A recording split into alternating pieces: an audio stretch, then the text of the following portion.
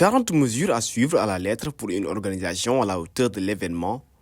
Le gouvernement du Sénégal fait de ces Jeux olympiques de la jeunesse Dakar 2026 une affaire personnelle.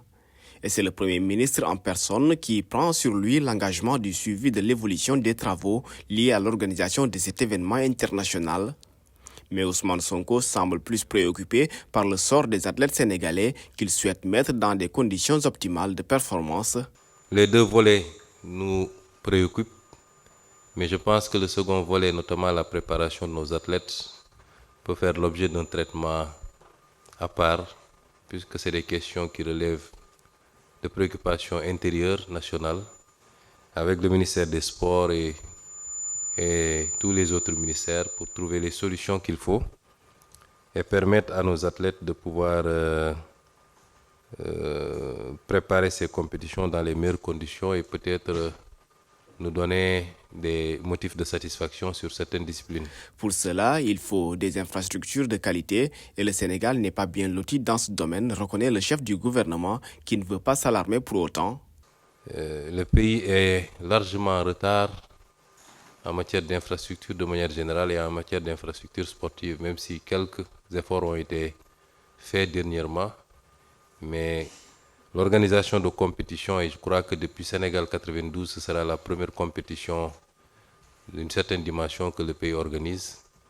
Ça requiert des normes, des infrastructures qui doivent être à des normes.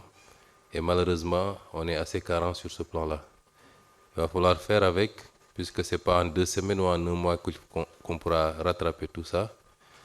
Et essayer de trouver des solutions palliatives, y compris si les moyens le permettent, offrir des stages internationaux peut-être à certains athlètes ou sur certaines disciplines. 35 disciplines sont inscrites pour ce rendez-vous olympique de la jeunesse et plus de 3064 athlètes.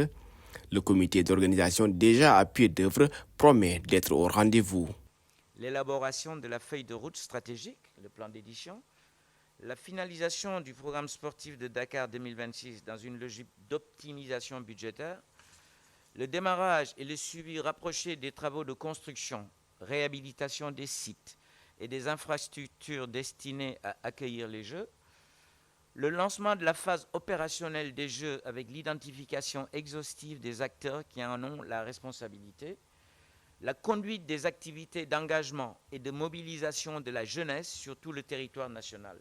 Si nous avons pu jusqu'ici être au rendez-vous à chacune des étapes, c'est parce que nous avons su mettre en place un modèle de livraison qui privilégie la responsabilisation de chaque acteur grâce à l'appui de votre administration, à travers tous les ministères impliqués.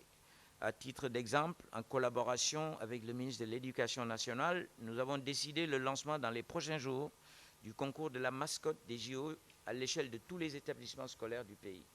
Créés en 2017, les Jeux olympiques de la jeunesse sont à leur 4e édition, une première en terre africaine que le Premier ministre Ousmane Sonko veut réussir à tous les niveaux.